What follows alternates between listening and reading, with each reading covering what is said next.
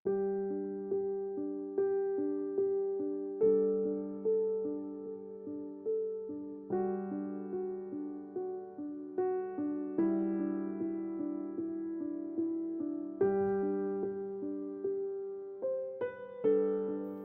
Saat Teduh Gereja Kristen Jakarta, Rabu, 17 Desember 2025, dengan tema Anugerah yang Menyelamatkan.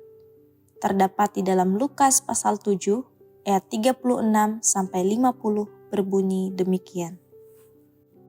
Yesus diurapi oleh perempuan berdosa. Seorang Farisi mengundang Yesus untuk datang makan di rumahnya. Yesus datang ke rumah orang Farisi itu, lalu duduk makan. Di kota itu ada seorang perempuan yang terkenal sebagai seorang berdosa. Ketika perempuan itu mendengar bahwa Yesus sedang makan di rumah orang Farisi itu, datanglah ia membawa sebuah buli-buli pualam berisi minyak wangi. Sambil menangis, ia pergi berdiri di belakang Yesus dekat kakinya, lalu membasahi kakinya itu dengan air matanya dan menyekanya dengan rambutnya. Kemudian ia mencium kakinya dan meminyakinya dengan minyak wangi itu. Ketika orang Farisi yang mengundang Yesus melihat hal itu, ia berkata dalam hatinya, "Jika ia ini nabi, tentu ia tahu siapakah dan orang apakah perempuan yang menjamahnya ini. Tentu ia tahu bahwa perempuan itu adalah seorang berdosa." Lalu Yesus berkata kepadanya, "Simon, ada yang hendak kukatakan kepadamu." Saut Simon, "Katakanlah guru." Ada 2 orang yang berhutang kepada seorang pelepas uang. Yang seorang berhutang 500 dinar, yang lain 50. Karena mereka tidak sanggup membayar, maka ia menghapuskan hutang kedua orang itu. "Siapakah di antara mereka yang akan terlebih mengasihi dia?" Jawab Simon, "Aku kira dia yang paling banyak dihapuskan hutangnya." Kata Yesus kepadanya, "Betul pendapatmu itu." Dan sambil berpaling kepada perempuan itu, ia berkata kepada Simon, "Engkau lihat perempuan ini? Aku masuk ke rumahmu, namun engkau tidak memberikan aku air untuk membasuh kakiku. Tetapi dia membasahi kakiku dengan air mata dan menyekanya dengan rambutnya. Engkau tidak mencium aku, tetapi sejak aku masuk, ia tiada henti-hentinya mencium kakiku.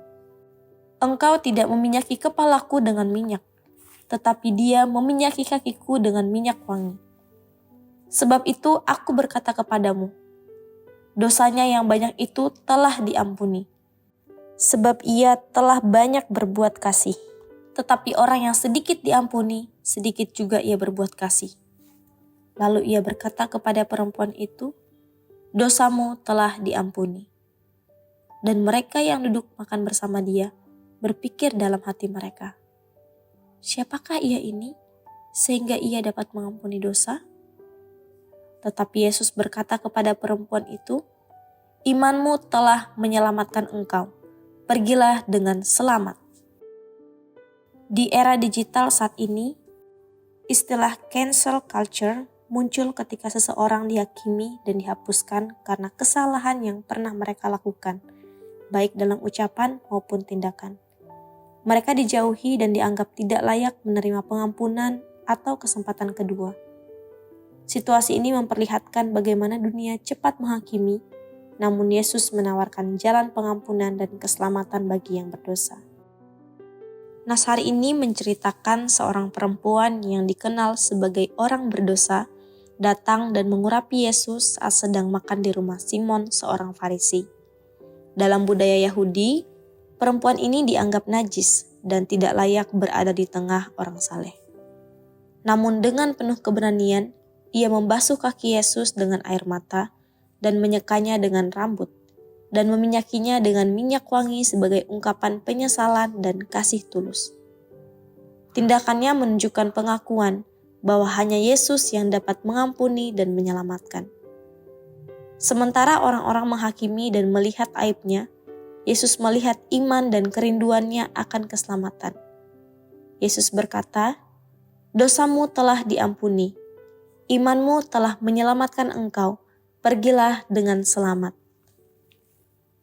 Inilah inti anugerah Allah bahwa keselamatan tidak diberikan berdasarkan perbuatan, melainkan karena kasih karunia.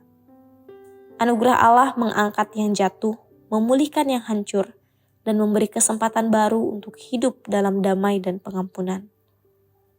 Kisah ini menegaskan bahwa perhatian Allah bukan pada reputasi atau perilaku masa lalu seseorang, tetapi pada kebutuhan mereka akan pengampunan dan keselamatan melalui iman kepada Kristus. Kita pun bisa menghadapi penolakan, kejatuhan, atau rasa tidak layak. Mari kita datang kepada Kristus dengan hati yang jujur, menyerahkan luka dan kesalahan kita, serta percaya pada anugerah-Nya.